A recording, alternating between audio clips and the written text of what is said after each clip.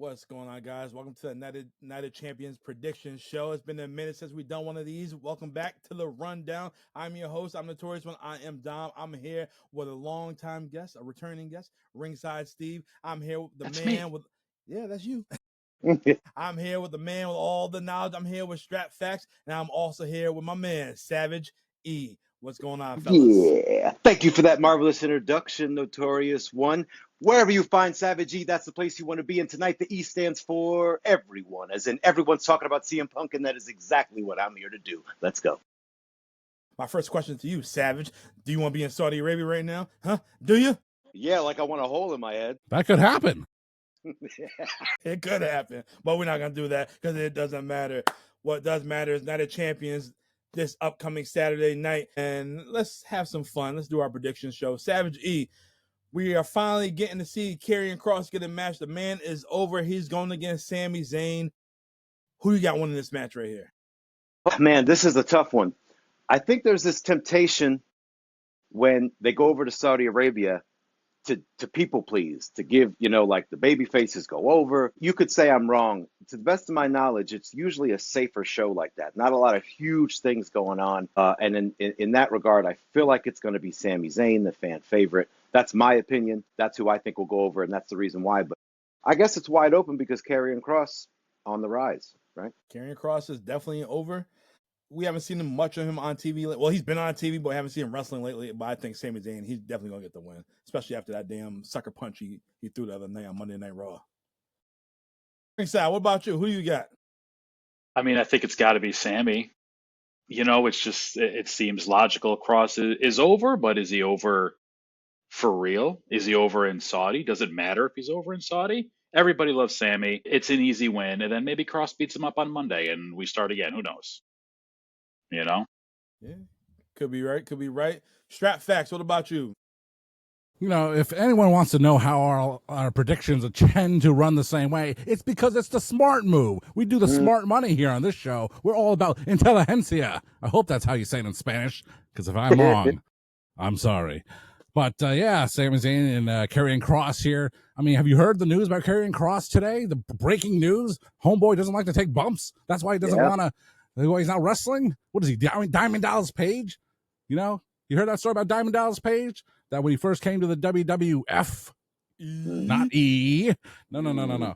That he had this allegedly a Braveheart style of bumping. I still don't even know what that means, but that's what I read because I am very well read and brown too. I've been out in the sun a little bit of time recently. It's also been 100 degrees recently. Yeah. But anyway, getting back to Karrion Kross here. I mean, he's got the underswell. He is the new underdog from the underground. And he's going to have his first match in a very long time. And he's going to have to show out against Sami Zayn. And Sami Zayn is the right guy to do it with. He's a great wrestler. But, man, just why, just like Savage Eddie said, why make anyone sad, especially overseas in Saudi Arabia. So Sami Zayn has to walk away with the victory here. All right, our next match, we have a street fight with Raquel Rodriguez taking on Rhea Ripley, Savage Eddie, you just did a snoozing sound. What are your thoughts on this match right here? I think it's always Rhea for me, baby. It's always Rhea for me. Almost a little bit of the same theory with Sami Zayn. Rhea's the favorite, and a little bit of speculation that this match was given to us because we can't get Dom versus Ray. So if we're going to be pleasing people, I'm not sure that's true, but I've seen that speculation. It's a good theory. And so again, to please the people, to make sure that they're getting that $50 million worth or whatever, it feels like it's going to be Rhea. But the street fight, it's pretty interesting. I don't know how that's going to go over in Saudi, but the girls will be ready for it because they'll be covered in head to toe with fabric and outfit. So it's going to be a different vibe. You know how that goes over there. Hopefully Raquel's eyes ain't puffed up. She got that disorder. Condition, yeah. Ringside, what about you? I think this is going to be another match where the four of us are all in agreement. It's going to be 4 for Rhea. There's no way Raquel ever wins this match. Interesting point. I do wonder how they are going to approach the street fight. What weapons are they going to use? Can they use our weapons? Do they have restrictions? That's curious. Is it just going to be a bunch of table and chairs and kendo sticks and call it a day, you know. But yeah, there's no way Rhea is ever going to lose. Period. It's the way it is. Strap. That's an interesting thing. What kind of Saudi Arabian weapons are they gonna throw? Some apples like Aladdin on Super Nintendo? They're The gonna long throw, sword. So the large machete, whatever they want to, the Arabian machete, some sand, ha, you know, Pocket sand. pocket sand. We haven't seen that in a long time. Some salt, sand. So go ahead. My Let's see some of that. goodness, Throwing in Raquel's eyes. please, and then her eyes would swell up for good. Yeah. But yeah, Genuinely, Rhea, a good weapon would be sand. it Genuinely. gets everywhere. It's the only thing that'll scratch your Gorilla Glass on your phone. But yeah, Rhea Ripley, you know, she's impervious to losing. She doesn't lose, and if she does, it's by nefarious means. But I don't think so. You know, Raquel's just on her own right now. She is holding both. She's holding the tag team titles until who knows what's going to go on with that. So she can absorb the loss, and then they can rewrite something new for her. So Rhea Ripley. But let's see if are they going to have an entertaining match, a worthwhile match. I think so. I think, you know, you have two powerhouses more or less, and I think they are going to be more than capable of having a really fun match. Now I got Mommy. Mommy's gonna be on top in Saudi Arabia. You know what I mean? Yeah, sounds good to me. All right, well, our next match is for the United States Championship match. We have Solo Sikoa taking on my man, Jacob Fatu. Strap, I know you love my man, Jacob. Who do you got? And, you know, it's a good problem we're having. We have a lot of up-and-coming new superstars that are all worthy of pushes. No, and right now, unlike Big Sexy Kevin Nash, I think most of us can agree that all the new superstar initiatives that are happening right now are all positive things. And so far, so good. No one's getting overexposed in a negative way.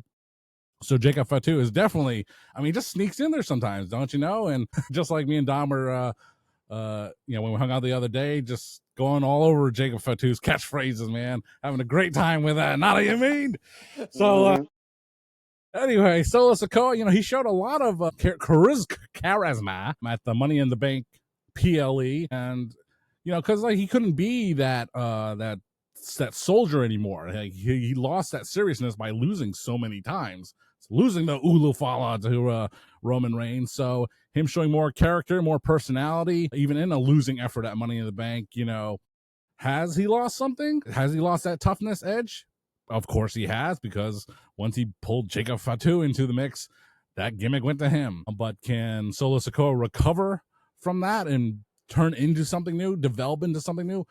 Absolutely. You know, that's what it's all about, developing your character and becoming more fleshed out so people have more to latch on to. But anyway, I don't think a title change is going to happen here. I think Jacob Fatu is going to retain, and I don't know the injury status of Tama Tonga or who used to be I don't know, Camacho. I don't know if they're off injury or not, but I wouldn't rule it out. I mean, if they are free and ready to go, I'd like to see them make a surprise appearance here. That would be fun. All right, Ringside Steve, what about you? It's another one we're all going to agree. It's Jacob all the way. You know, it's going to be good. I mean, he's over. He's great. You know, like John said, it is good we have this kind of a youth movement, even though he's not young, but he's new to the audience, relatively speaking. I love Solo, though. I genuinely love you, Solo. He's so good. He's a goof, but he works. You know, there's definitely going to be like a Miz role for him where he's going to be in the mid card, upper card. You need a title match. He could jump in and it's serious, but you know, it's just I think that's going to be where he settles his career, which is fine. There's nothing wrong with that, but this is it's going to be Jacob's afternoon or night or whatever. Night of Champions. You know what I mean? There you go. Afternoon of Champions, yes. There you go. Afternoon of Champions. Yeah. For us. Does not have the same ring to it. Not yet. Next year, though. We'll get there. All right, Saturday. So I gotta take the train off the tracks, man. I'm getting us off at the next exit. So here's what I think. Although I said they usually tend to play it safe, I'll tell you, see if you can guess my prediction. I'm excited about this match. I'm more excited about the rematch. Because I feel like there's countless ways for Solo to cheat, which would make Jacob look strong and win that championship. And Jacob Fatu, who is just the consummate babyface right now. Not a person in the building doesn't love this man. So you keep that momentum going because he's chasing his title. What a tried and true story. He's trying to get his title back, and everybody's on his side, and he's chasing Solo, who's just, the pipsqueak heel at this point. And so that's my prediction. And there's a couple of different ways he could cheat. Strap brought up a good point. What's the tall dude? What's the tall one who we haven't seen yet, though? Hikuleo. Debut? Yeah, he could debut. He had a dark match before on SmackDown, so it's time. So that's what I think. Maybe that's what I'd like to see, because this is a little bit tricky, right? The prediction, you're probably right. It's probably going to be Jacob. But I would like to see that. And I am also humongous Jacob fan. But question, and I'm going to go to Strap. Go through your mental Rolodex. I'm trying to think of an example where this has happened. This man showed up as a bodyguard, tough guy. He didn't even talk. He just acted. He was tough. And that mystique has all gone away. We know that. He's not left with nothing. He's getting the charisma. He's got it. He's kind of funny, So he's settling into this pipsqueak heel role, right? And so he can hide behind his henchmen.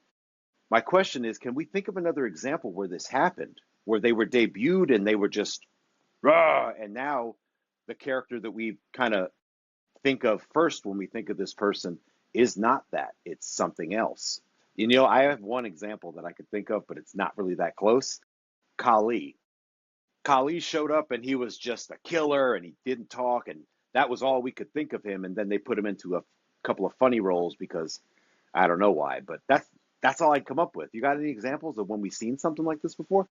I mean, I didn't want to go for what I think is an obvious answer is Kevin Nash as Diesel. Diesel and Shawn Michaels back in the day.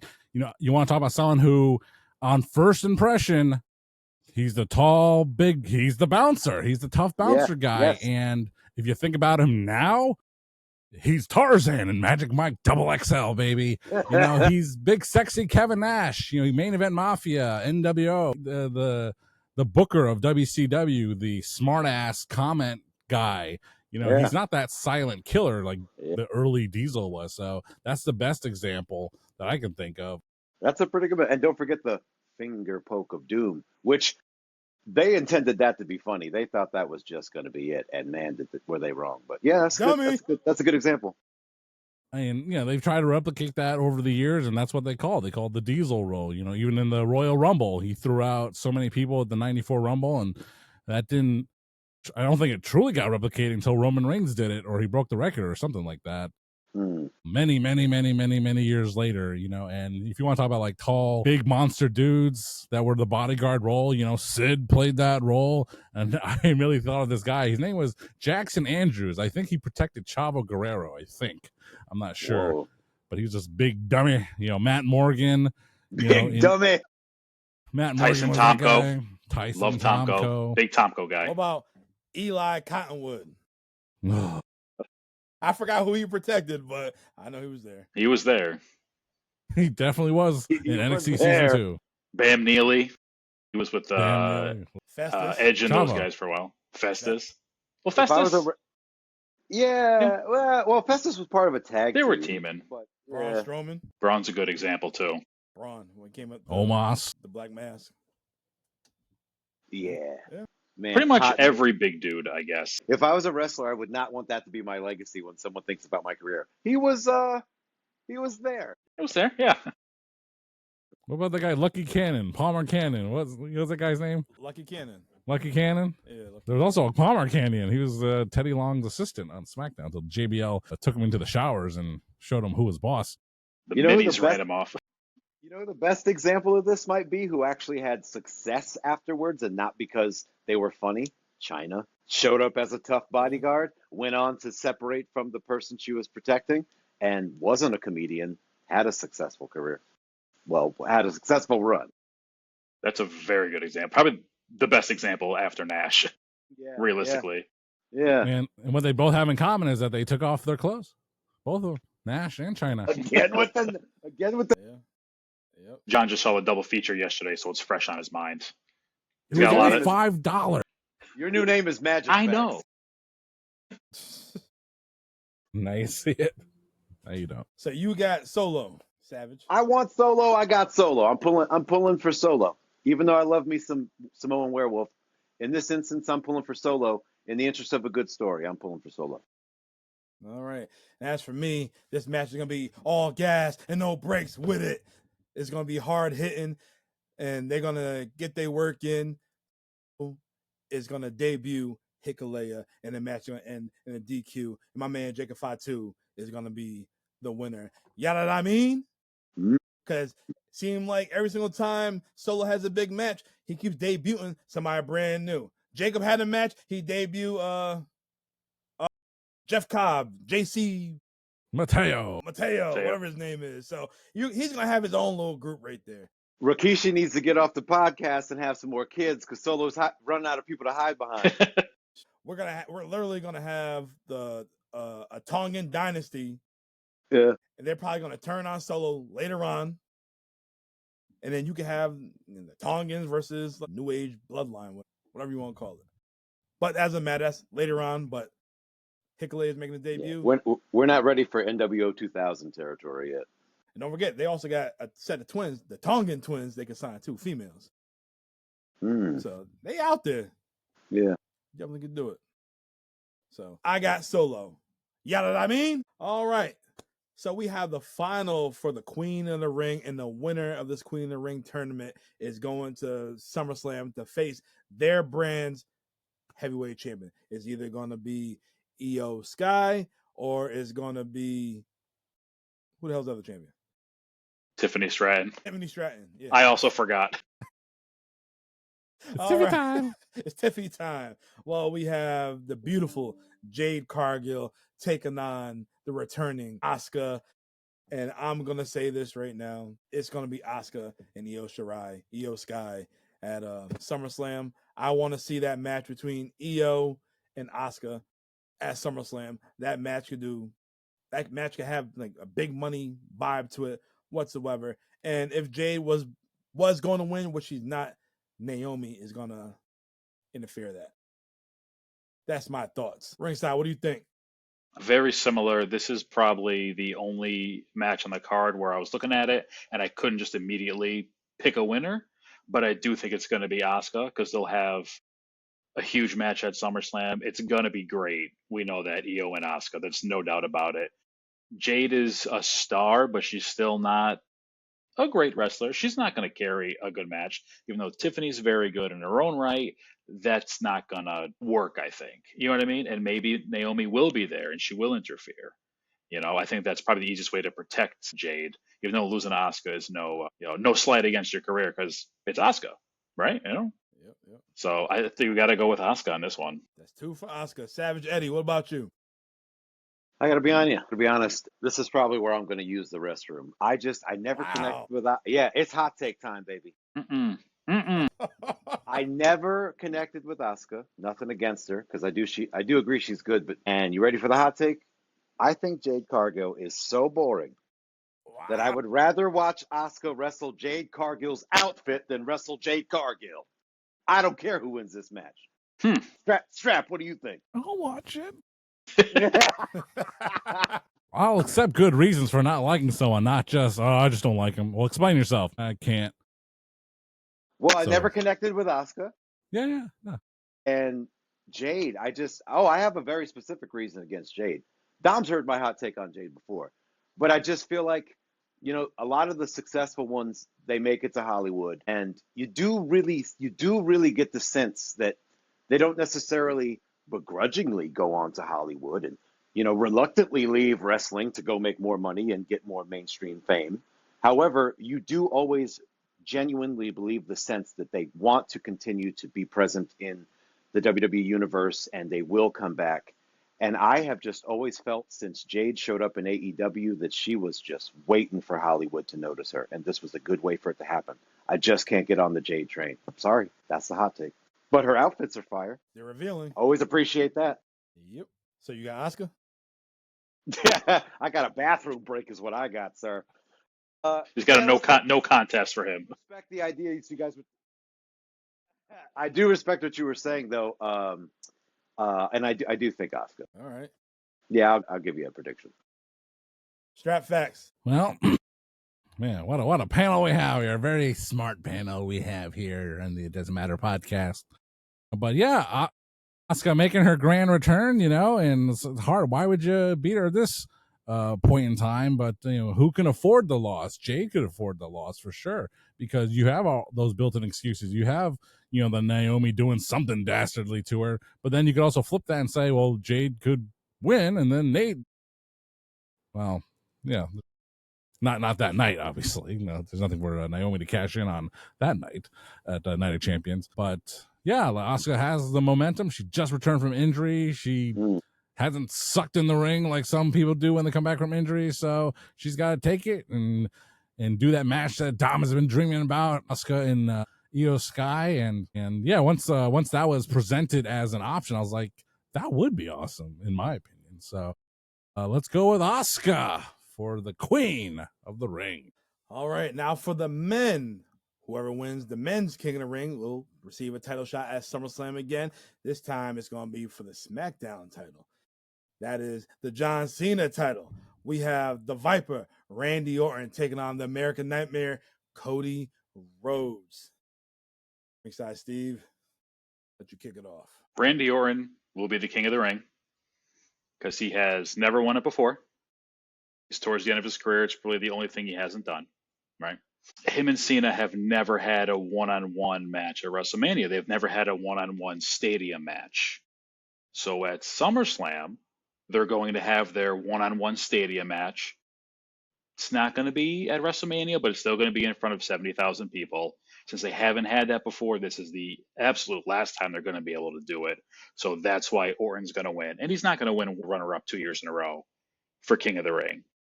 But I think it's more these guys have never had that huge one-on-one match at Mania in front of everybody, and now they have the chance. Plus, I think they're going to need help selling the tickets, and that's going to be, you market it as the last time, for real this time, in front. You know what I mean? I think that's the logical progression of the story. And then Cody will win it, but he'll get his match November, December, whenever they wrap up the whole thing. But it'll be Orton for King of the Ring this year. Savage? That makes a lot of sense, man. That makes a lot of sense. What throws me is, what's going to happen with Cody after this part of his journey, because I just, we're not doing Cena Cody rematch. I don't feel. I think that makes a lot of sense, and I forgot that Orton was runner-up last year, and that feels real messed up to do that again. And he's heated up too. I mean, Orton's always been a fan favorite, but there's real focus sometimes. He's always hot, but like he's really heating up right now, and he's been having a really good run. And I think that does make the most sense to give it to him finally, and then that sends him off to do the for real last time match. So yeah, I'm gonna go with Orton. Strap? That's a tough call, because I mean, yeah, you guys have made great cases for Randy Orton winning the King of the Ring. And I was thinking, Cody Rhodes, because they're, to me, they already did the Orton and Cena thing, and it wasn't like an R-Truth thing where it was just a couple of seconds twice. But I don't think they would go to Orton and Cena again this year, even if it was in MetLife home of seeing the last match ever twice. The first time being John Cena and The Rock. So, but yeah, like I said, with Cody, they could go to Cody versus Cena anytime. They could do it at SummerSlam. They could do it at Survivor Series. They could do it on Monday Night Raw. And it feels like, yeah, they could go further with it. They elongate the chase. But I don't know. I just think even with great reasons for Randy Orton to win, I think Cody's gonna win the King of the Ring, and that'll get him to SummerSlam to face John Cena for the title. All right, so I've been thinking about this for a couple of days now. Oh man, this is really tough. We had Orton and Cena. I forgot what pay-per-view it was a couple months ago, and R-Truth interfered. And we did have Cody and Cena at WrestleMania. Oh. This is John Cena's farewell tour, and yes, he's trying to be the heel, but wherever he's going, he's that babyface. Everybody's loving him right now. So I think we need that dastardly heel. We need that heel Randy Orton to come back. and he's just gonna be straight vicious on Cody Rhodes. RKO after RKO, he's gonna brutalize his student, his former legacy member, his trainee, and we're gonna get Mr. SummerSlam Randy Orton against John Cena at SummerSlam. I really think so. That's what I believe. John, I saw you roll your eyes at Mr. SummerSlam, and I just want to call that out for everybody. John, who's Mr. SummerSlam? For those watching or for those listening at home. Who? Well, I don't know. I can't do the entirety of Randy Orton's, but hey, his first big win was against some guy for the World Heavyweight title, so that was a big deal. He faced Hulk Hogan at one of them, but he lost. He faced John Cena at one of them, I believe. Other Randy Orton, I think we did a review of one SummerSlam. I think he faced Sheamus at one, and then Wade Barrett at another one. But hey, dude, the homeboy's been around a long time. But I don't. Who would be Mr. SummerSlam? That was my question, because it felt like you were like, no, obviously not Orton. It's got to be the Great Khali. Yeah, maybe. I don't know. Batista, maybe. I don't know. Oh man, that's a tough one. If I had to pick Mr. SummerSlam, I don't know. I mean, I would just, it's easy to give it to Shawn Michaels because, he had that ladder match with the Razor, and, him versus Vader was a big deal in my growing up there. And of course, he was a special referee, 97, and he made his comeback in 2002. So, that's only a handful there, but I can't think of a better one right now. Any of y'all? Orton has 16 SummerSlam appearances. He's about to tie Undertaker with 17 shortly.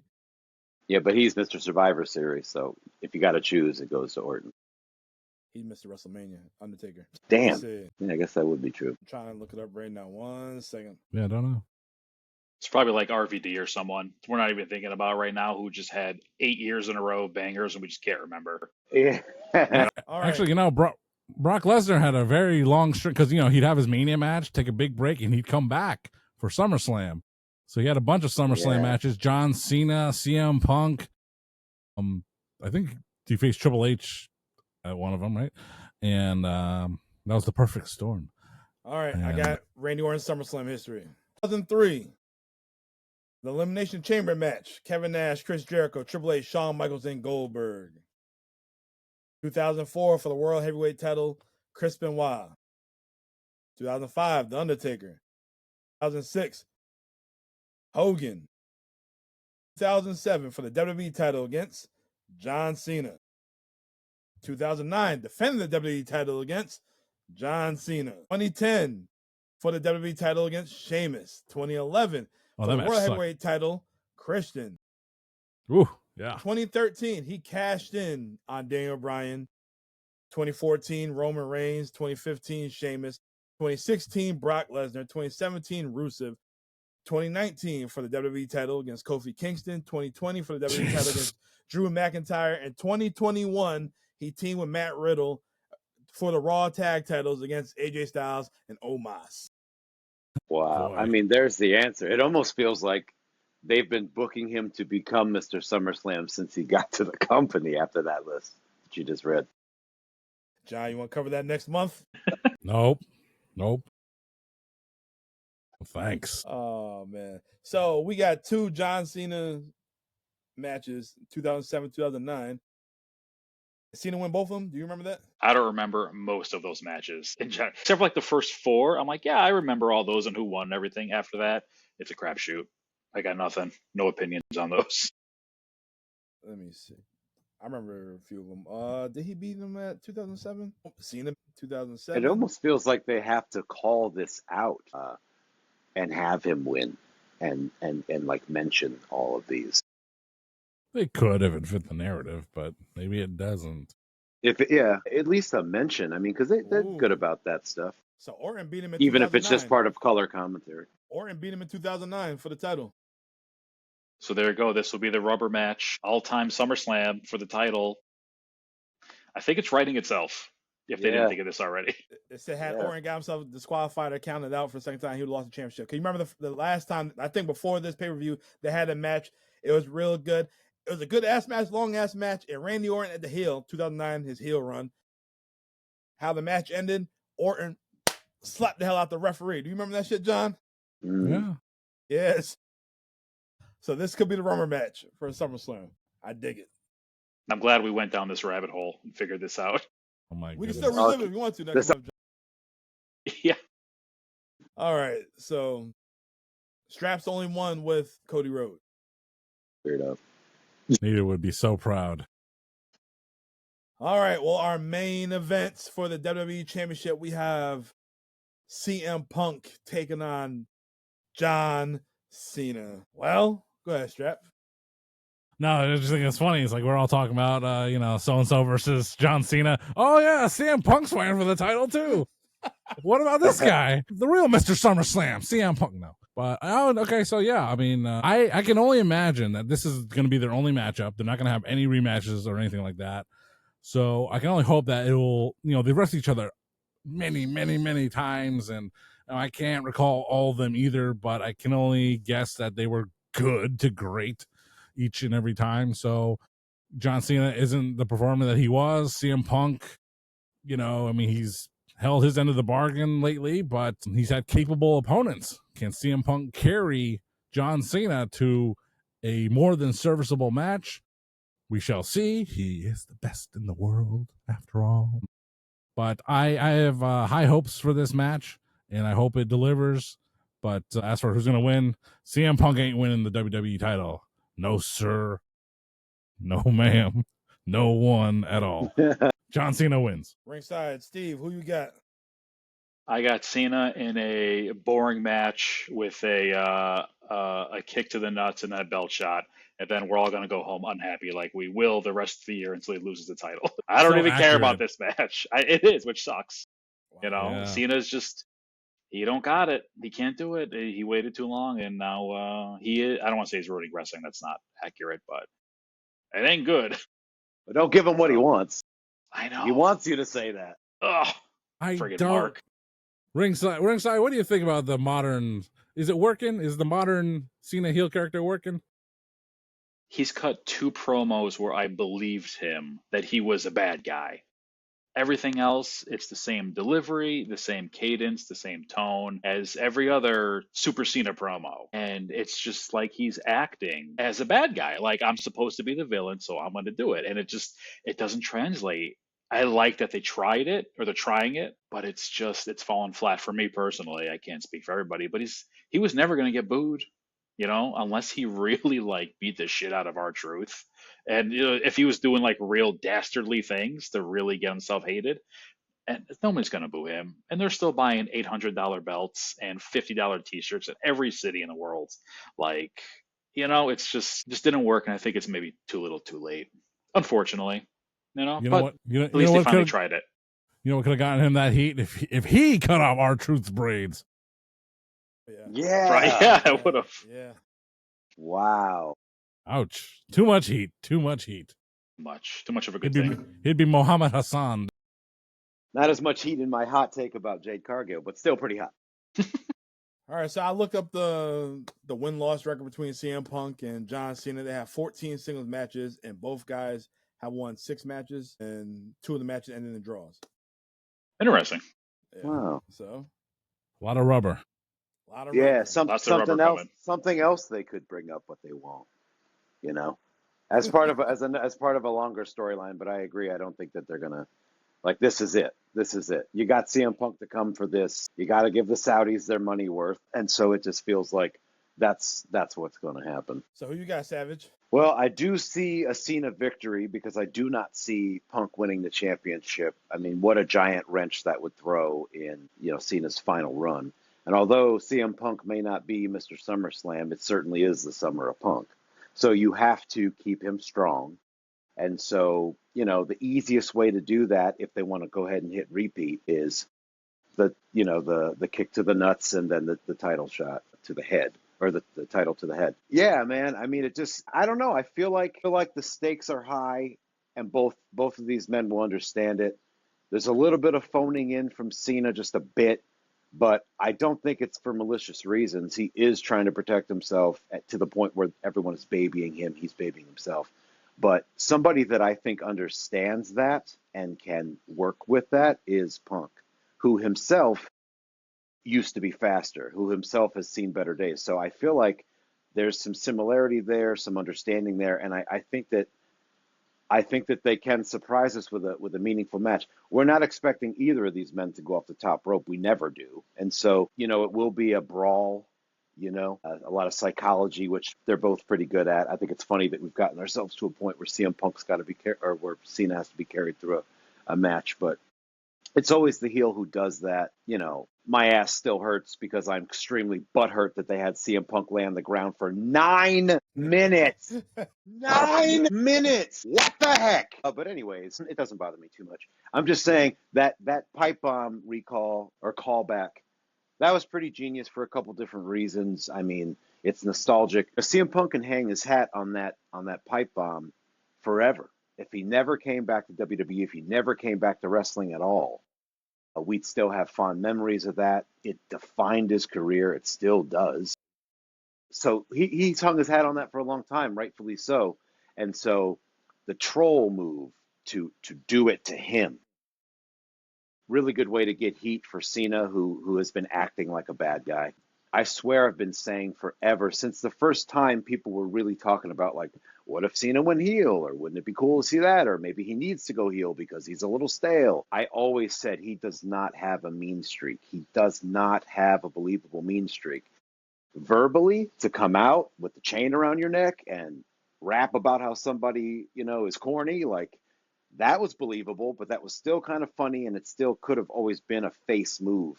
But Cena does not have a mean streak. And so what you'd be looking for from him, for him to really feel like a heel, is 3 chair shots to the head one night or something for someone. And he's never going to give you that. He's not going to give you that. You just won't see it. And so it is always going to feel like an act. Yeah, you're not going to see that. And it does kind of feel, the word we're looking for is disingenuous. It's happening. All the things are there, but he's playing the part. And getting back to the matter at hand, that is why I believe that he will come out on top. It will be a nefarious win, and CM Punk will hopefully look strong and not lay on the ground for 9 minutes again. That was a brutally long time. It was. Wins it. I know. I'm like, did I miss the gunshot? What happened to him? Why won't he move? Yeah. Cena wins it. Do you remember John Cena had that 5-finger death punch Chinese move for a little while? What's that? Stopped his heart. He went like something like that. It was a quick. It wasn't good. No, it was terrible. Like everything. Yeah. Very offensive. Okay. Eddie, while you're speaking there, I was thinking of something. How John Cena appears to be so nice that he couldn't possibly be that evil, right? You know what that reminded me of? Someone, one of the most famous Hollywood movies of all time, The Terminator. One person they were going to audition for that role was the notorious O.J. Simpson. And they said, that guy couldn't hurt a fly. Well, he didn't. He hurt someone else. But anyway. He hurt someone else. Yeah, I mean, there's a really good point in there, though. It's just, maybe it went on too long. I mean, it was a good idea. And I think, okay, here's another thing, too. I think what set us about to never really buy this, we have to talk about The Rock if we're talking about Cena's heel turn. Maybe there would have been a better chance if The Rock wasn't the reason that it happened, when it happened. We get Travis Scott out of there. And whatever happened, Cena is the reason that, the heel turn happened. Cena actually made a change by himself in the ring, decided, nah, I'm doing this. And people would have been like, what the heck? And been mad at him.